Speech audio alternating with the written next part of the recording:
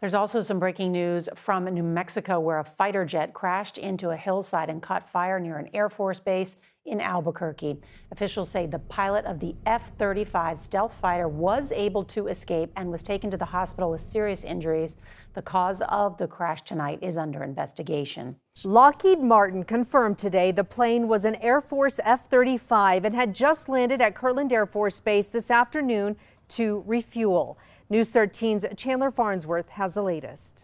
That crash happened right here along the edge of University Boulevard, spanning property belonging to the Albuquerque Sunport and Kirtland Air Force Base. Fire crews say at the time of the crash, flying debris hit a nearby pickup, but the two people inside the truck were not badly hurt. The pilot ejected from the aircraft before it crashed.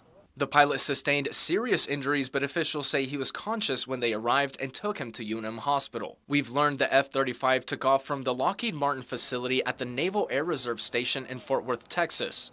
The pilot had stopped to refuel at Kirtland and took off for Edwards Air Force Base in California. But shortly after takeoff, the aircraft crashed, with witnesses reporting a fireball.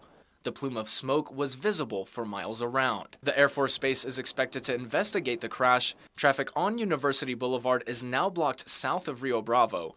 That is expected to continue through tomorrow. The most recent crash of a U.S. F-35 occurred on September 17, 2023, when a U.S. Marine Corps F-35B crashed in South Carolina after the pilot ejected due to a malfunction.